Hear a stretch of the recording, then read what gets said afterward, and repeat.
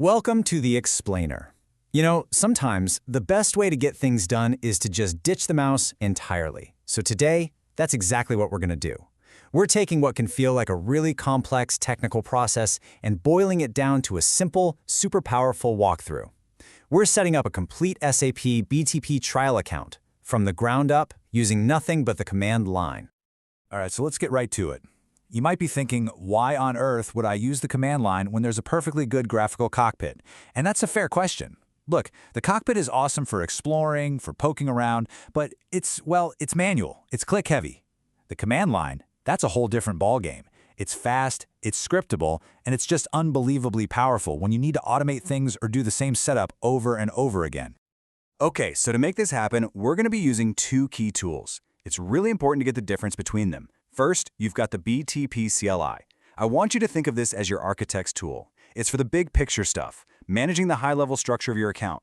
The global accounts, the subaccounts, all the entitlements. Then, you've got the CF CLI.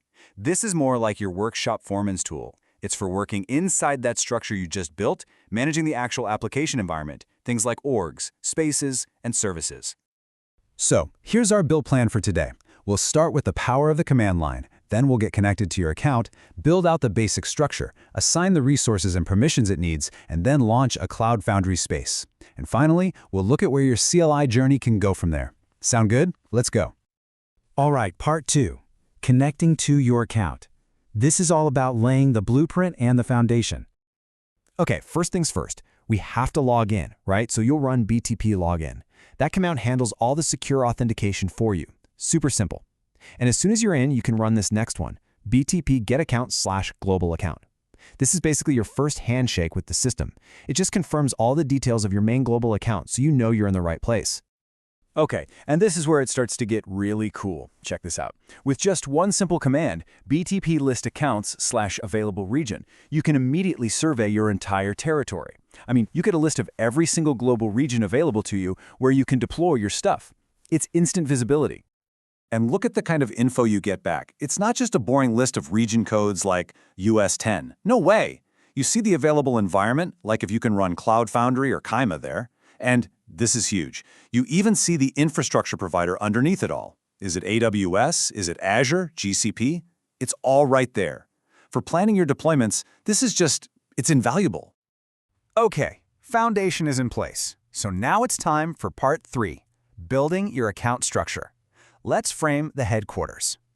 So I want you to think of this next step like you're building a new department in your company's headquarters. That first command, BTP create account/subaccount, that's you literally creating the room. You give it a nice display name, you pick which region it's going to live in, and you give it a unique subdomain. Boom, the room exists.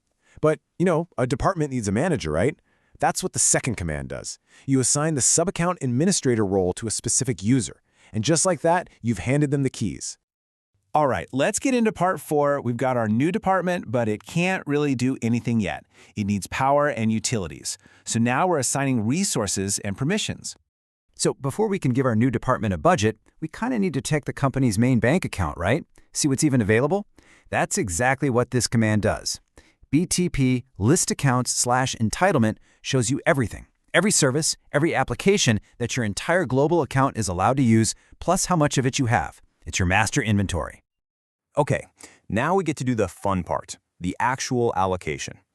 With this first command, we're basically saying, hey, I'm taking one unit of the HANA Cloud service, the HANA plan, and I'm assigning it directly to my dev team XYZ subaccount. And the best part? The second you do that, you can run that second command to double-check your work. It validates that the assignment went through. There's no guesswork involved.